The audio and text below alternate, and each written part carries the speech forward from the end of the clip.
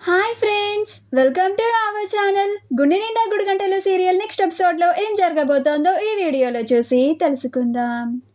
మౌనికపై మండిపడ్డ సంజు అసలేం జరిగింది అని తెలుసుకోవడానికి ఈ వీడియోని స్కిప్ చేయకుండా ఎండ్ వరకు చూసేయండి. బాలు మౌనికతో మాట్లాడుతూ ఉంటాడు.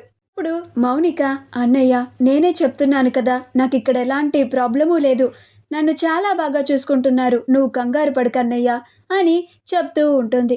అప్పుడు సంజు, నువ్వే చెప్పినా కానీ మీ అన్నయ్యకి అస్సలు నమ్మకం కలగడం లేదు, మేమేదో కావాలని నిన్నిక్కడ హింసిస్తున్నట్టు, ఆ మాటలకి నువ్వు తట్టుకోలేక ఇంట్లో నుంచి పారిపోయినట్టు అనుకుంటున్నాడు. అందుకే ఇంటికి వచ్చి మరి నా కాలర్ పట్టుకొని నా పీక మీద కత్తి పెట్టి మరి బెదిరించి నిలదీసి అడుగుతున్నాడు. నువ్వేమో గుడికి వెళ్తున్నానని ఇంట్లో ఏ ఒక్కరికైనా ఒక్క మాట చెప్పాలన్న కొంచెం కామన్ సెన్స్ కూడా లేదా నీకు? మరి ఇంట్లో ఎవరికి చెప్పకుండా బయటికి వెళ్ళకూడదు అని మీ కన్నవాళ్ళు నీకు నేర్పించలేదా అని కావాలని బాలు ముందు అంటాడు. అప్పుడు బాలు రేయ్ అని అంటాడు. అప్పుడు మౌనిక, అన్నయ్య తప్పు నాది, నేనే ఇంట్లో ఎవరికి చెప్పకుండా గుడికి వెళ్ళాను, అలా చేసి ఉండకూడదు, అత్తయ్య గారి కన్నా ఒక్క మాటన్నా చెప్పుండాల్సింది అని అంటుంది. అప్పుడు సంజు, భర్తగా నాకు ఒక్క మాట చెప్పాలని అసలు తెలియదా నీకు? నువ్వు ఏం చేస్తున్నా కానీ ఎక్కడికన్నా వెళ్తుంటే నాకు చెప్పి వెళ్ళు, ఇంకొకసారి ఇలా చేస్తే మాత్రం అస్సలు ఊరుకునేది లేదు అని అంటాడు. అప్పుడు బాలు, చూసావా అమ్మ, వీడు ఎలా మాట్లాడుతున్నాడు, కానీ నువ్వు మాత్రం వీడు నిన్ను చాలా బాగా చూసుకుంటున్నాడు అని చెప్తున్నావు, నన్ను ఏ రకంగా నమ్మమంటావమ్మా అని అంటాడు. అప్పుడు మౌనిక, ఆయన పైకి అలానే మాట్లాడతారన్నయ్య, కానీ ఆయన నన్ను చాలా బాగా చూసుకుంటారు, ఆయనకి నేనంటే చాలా ఇష్టం అన్నయ్య, ఆయన నా మీద ఉన్న ప్రేమని అందరూ ముందు వ్యక్తపరచలేరు అని అంటుంది. అప్పుడు బాలు ఏమీ మాట్లాడలేక మౌనంగా ఉంటాడు.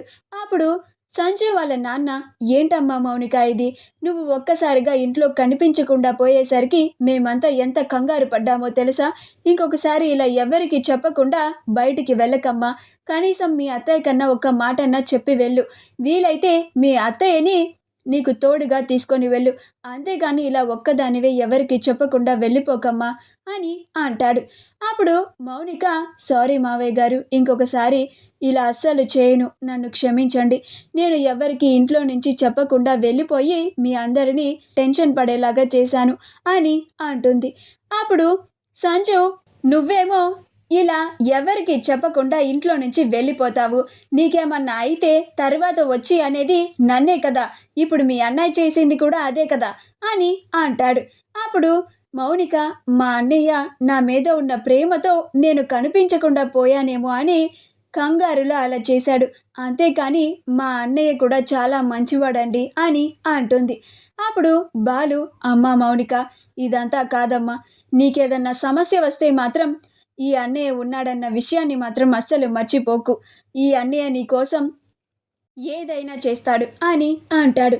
అప్పుడు మౌనిక, నాది అదే భయం అన్నయ్య, ఈయన నన్ను ఇంతలాగా బాధ పెడుతున్నారన్న విషయం నీకు ఎక్కడ తెలిసిపోతుందో, తెలిస్తే నువ్వు ఆయన్ని ఎక్కడ బతకనివ్వవో అని నేను నా బాధని ఎవ్వరికీ చెప్పుకోకుండా అలా గుడికి వెళ్ళి దేవుడు ముందు చెప్పుకొని ఏడ్చి ఇంటికి వస్తున్నాను అని అనుకుంటూ ఉంటుంది. అప్పుడు బాలు, సరేనమ్మా మౌనిక, జాగ్రత్త, నేను ఇంక వెళ్ళొస్తాను అని అంటాడు. అప్పుడు మౌనిక, అలాగే అన్నయ్య అని అంటుంది. మా వీడియో కనుక మీకు నచ్చినట్లయితే లైక్ చేయండి, షేర్ చేయండి, మా ఛానల్ని సబ్స్క్రైబ్ చేసుకోండి, పక్కనే ఉన్న బెల్ ఐకాన్ని క్లిక్ చేయడం మాత్రం మర్చిపోకండి.